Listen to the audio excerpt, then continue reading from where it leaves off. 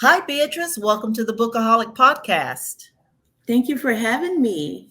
Yes, glad you're here. Now, today we're going to be talking about behaviors. And let me just put out for yourself and my audience, I didn't do well in Psych 101 in college. So So I want to be able, putting out that disclaimer, I want to be able to convey and lead this interview in the way in which it should go so that the audience can get the full comprehension of what your book, Mindless Behaviors, is talking about. Mindless Behaviors Breaking Through Unseen Barriers is the exact title. And this book is really going to be able to help a lot of people because I don't think that they know what's going on. They don't realize they're in that cycle or in that area of mindless behaviors. So, but Mhm. before we get into that and the full description and what that actually is, tell us, Beatrice, how are you an expert in this area? So I actually didn't have a psych degree, but I have been in experiential marketing for 20 years. So experiential marketing, one of the biggest things two things people need to know about marketing. You have to create behaviors and build relationships. So everything is Okay. circulated around people. So Okay. through time, I just realized that realized different patterns that people were doing and what I was doing. And like Mhm. as you get older, the more you get self aware. And Right. what I noticed is not only like working events, doing all types of marketing and messaging, you have to appeal to the audience based on the brand. Right. And some of the patterns are really they're very similar. We all want the same thing. We have a Right. handful of problems spin a billion different ways. Right. And everybody thinks that their problem is very unique, but in the world you can find somebody that has a similar problem like you. Right. One root thing that I noticed is that like there was a huge unawareness and autopilot effect that happened. And so Okay. I just started looking at different patterns and I started discovering, um, wow, we're you're actually having the same problem in a different way, going into the same situation brought you heartache and pain in the previous circumstances. And not only in my situations, I started to like step back, self-reflect, and Okay. started to realize that no, there is a pattern here, and I can talk about it and I can tell stories about it. Exactly, exactly. Well, let's see. So okay, so I'm going to throw out what I think might be a mindless behavior, but then you can tell me if I'm on the wrong road. So a lot of times, and this is one of the biggest quandaries that a lot of people worldwide have all over the world. And people are always seeking the perfect mate. They want to find, date the right person, marry the right person. And there's people that have a type. For some people, the person has got to be tall, or the person has got to be. I see guys that they consistently break up with women, but they all look alike. They might all have dark hair, or they all have blonde hair. Is that a mindless behavior? It is a mindless behavior, in a sense that like they don't understand, there's not a deep understanding on why you're attracted to this person Okay. and this type, right? You might Okay. be attracted because there is something about you that is an aspect of what they remind you of. But Okay. like the mindless behaviors actually is the lack of being lack of having a broad perception of seeing things in different ways, right? So Okay. it's almost like when somebody has a type, that's a tunnel. They're only seeing, forget this whole pool of people. You only Right. see this, and that's why when people say there's no good people, men say there's no good women out there. Women say there's no good men out there. It's just that Mhm. where are you looking? There's a lot of good people in the world. You're just not Yeah. looking. They just are not for. There's not quote unquote for you. So Right. it's like Right. we have blinders on, and those Right. blinders is what sometimes we fail to realize, or sometimes we really just don't know that we have them. Right, exactly. Well, give us a clear definition of a mindless behavior that you're speaking of in your book. So mindless behaviors are unconscious behaviors that we do on a regular basis that keeps us stuck. Ah, And they're micro, I call them micro issues of oppression. okay. So Yes. they're very oppressive by nature, but it goes under the radar because you don't really even know that you're doing it. Okay. So what happens is through time, it builds up and it explodes into something bigger than it is. So Right. even though when it starts as a seed. So a good example is lack of acknowledgement. I tell people this of a lot, and I Mhm. notice this in friends groups. I notice my friends do it, and I notice it in professional settings. People Okay. walk in and not say, "Hey, how are you doing? How is Right. your Okay. life going?" And everything. They don't even acknowledge the condition. They walk up and automatically just tell you what they need. Ugh. So what and I say you're already disrespecting people, right? So there Yeah. is a high level of people feeling that they're invisible, feeling like they're not valued.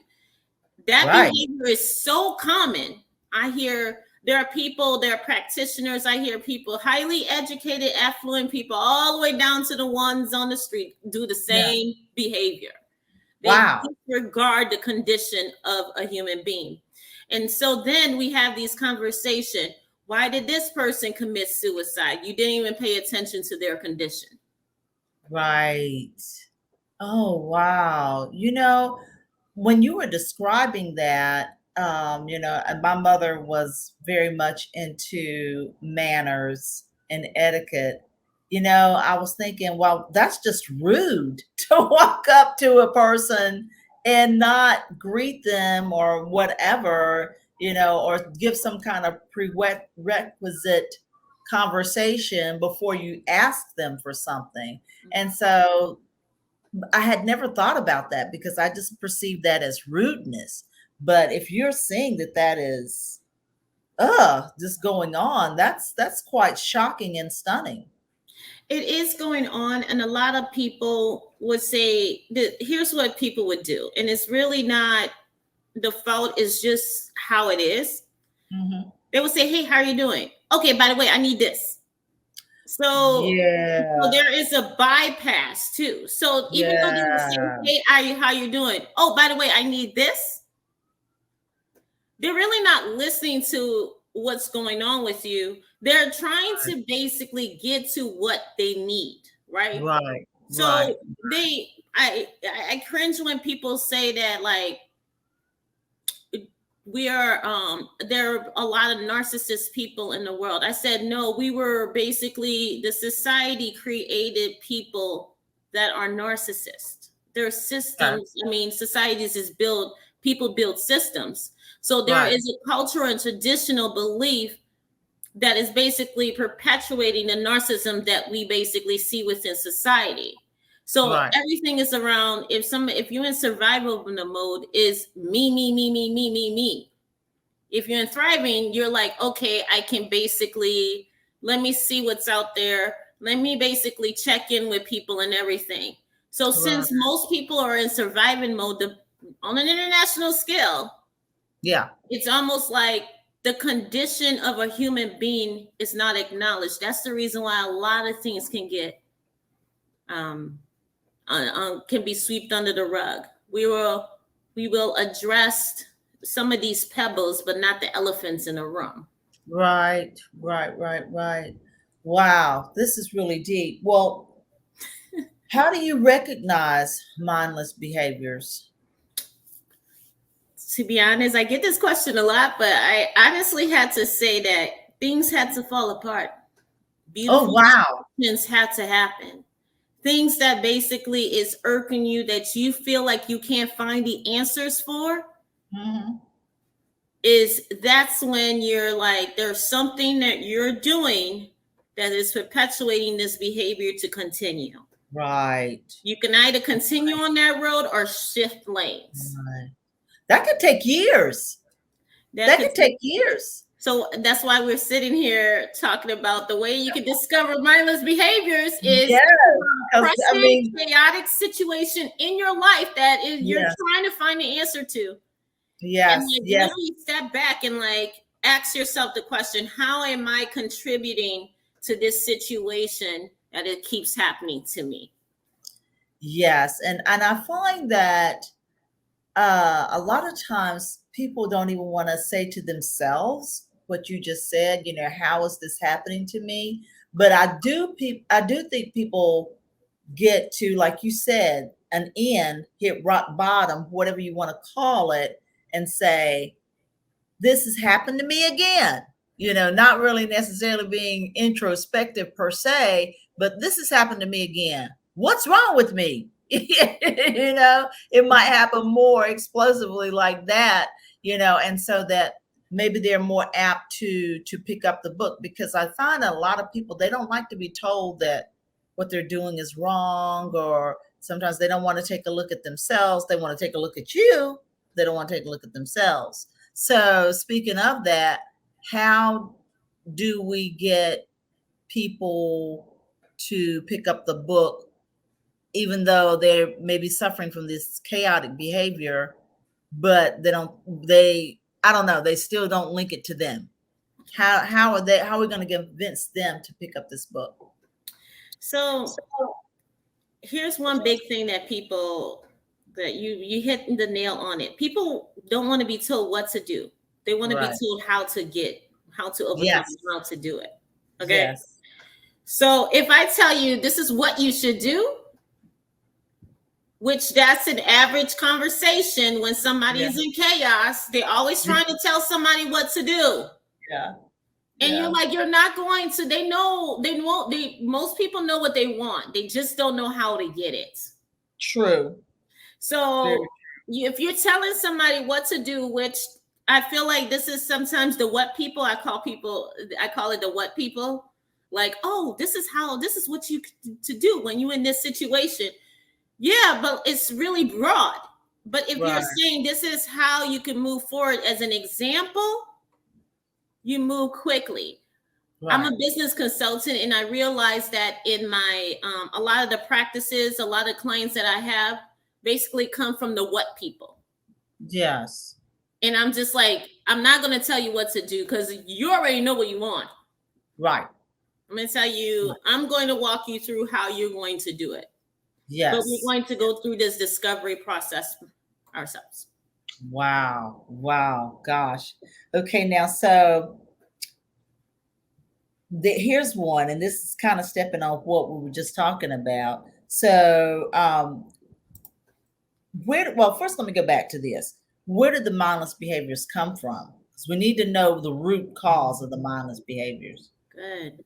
So, like the elephant in the room, is from traditions, is from how we, is from what we see in society, social norms, even some of the experiences that we pick up along the way, right? I have one chapter in my book called Letting the Past Experience Affect Your Present. And so one thing I noticed is that like trauma, there's a privilege in trauma. That if you're like, hey, when something happened to you, you want to get that pain out your system. So there's numbing factors that we tend to do. Sometimes it's substance, sometimes it's material things, sometimes it's people. People get addicted. Like I broke up with my boyfriend, the next day they have another person. Yeah. Yes. That's like those are different forms of addiction, but we acknowledge the substance. Right. So like that literally is like those experiences, if we're not really being reflective and we're being reactive and volatile, it causes us to be in these habitual cycles. And some of our and parenting, I always say this, we are always haunted by our past because we never really have a clear perspective of what we're experiencing, because we're always trying to make sense of it. And that's the Right. reason why those past trauma and people constantly going to therapy, we constantly have to like unpack all of that, because people are not processing what they're really experiencing. That's the reason why you can get away with a lot of things without even knowing it. Exactly. And so that addresses unpacking blame versus accountability. Yes. Yeah. Yes. Well, now, what is the invisible book? The invisible book. Love talking about that. Like, I always say, like, like I say, those traditions, the systems, the cultural values that we have, it came in a book since we were young. Oh, It's yeah. invisible. So we have these contradicting messages. Create the world you want within this book. Okay. Now, let me ask you this. Does generational curses, as people say from time to time, is that some of the aspect that's in the invisible book? It's the generational cancers that we fail to not even look at. It's not curses. They're more like sores. They're like canker sores that we haven't really healed, right? So it's almost unhealed trauma passed from one generation to the next, right? Yes. And so when I say that we're prisoners, we're haunted by our past, is that there's this need to always have to aid to the next generation. Okay. And not really understanding the present that we live in.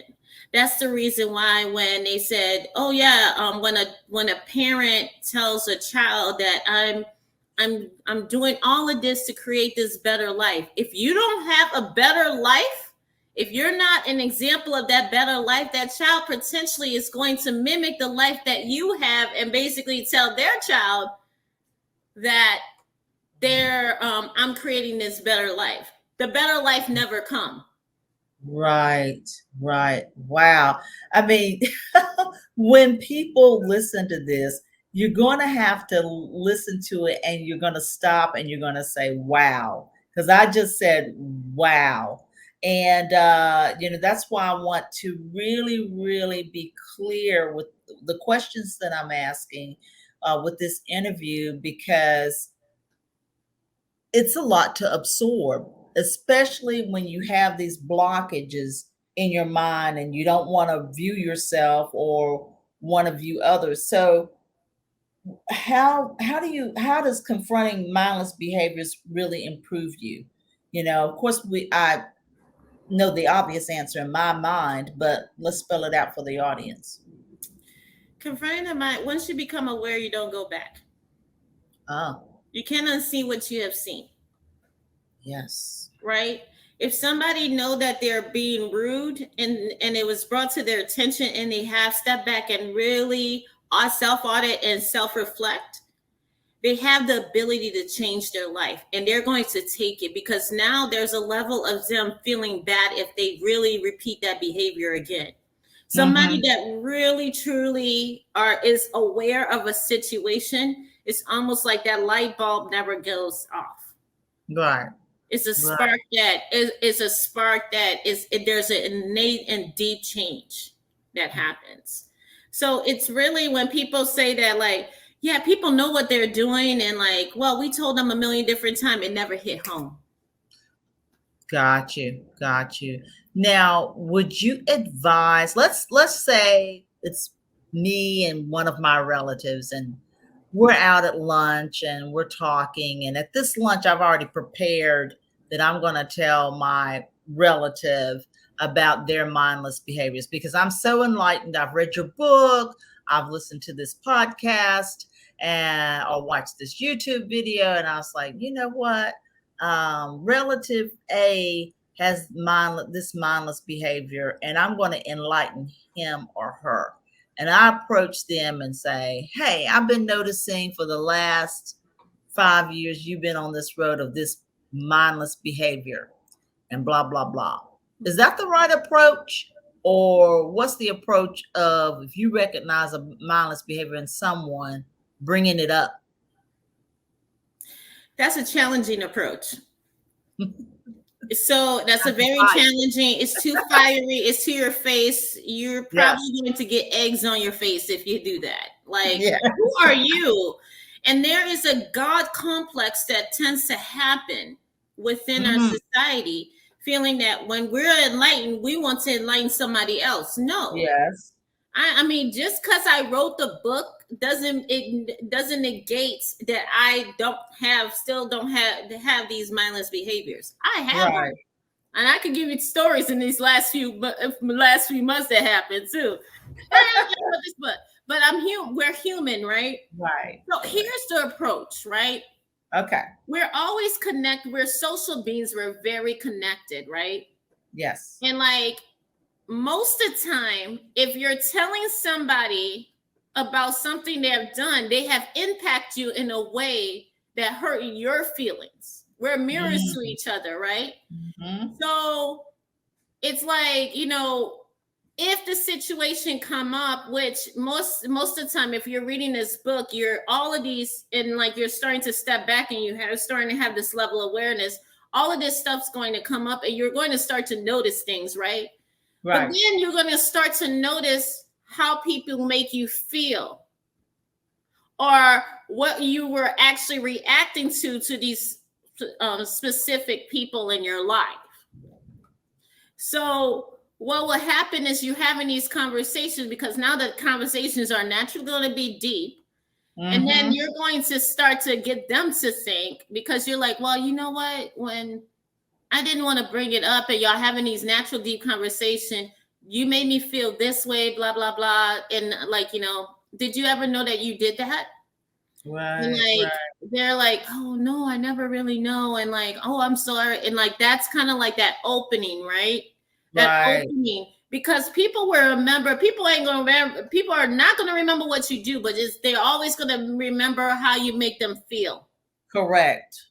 The feelings, and then us being emotional beings, that's what we connect to, especially when experience happened. We're very connected to the emotion of that experience. That's the reason why trauma is so prevalent.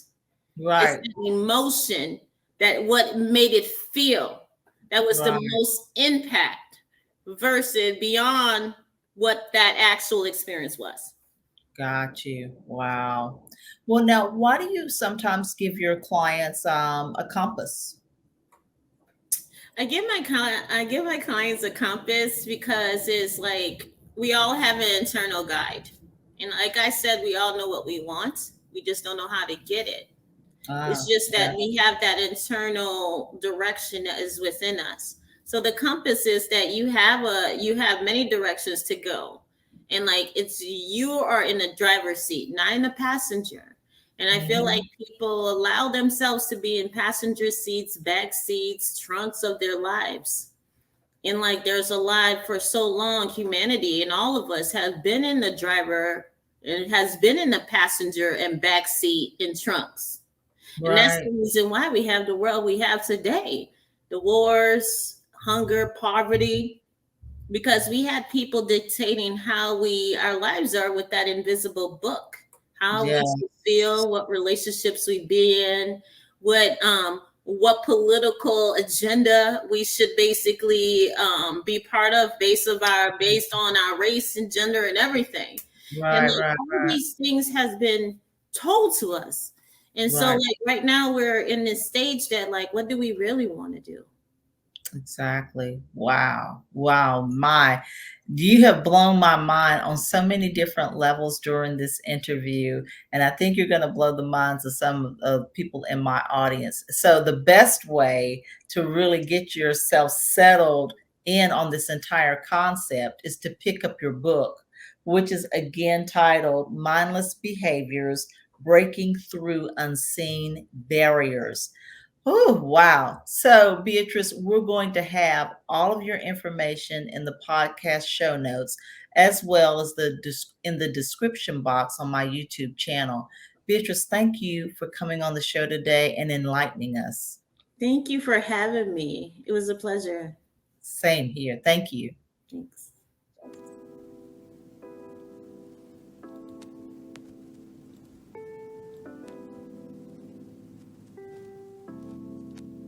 Bookaholics is a safe place for reading junkies who obsess over books, authors, bookstores, book news, and book trivia. We'll nerd out with book reviews, author interviews, our habit, and other bookish things. Here is your host, Deirdre Pippins.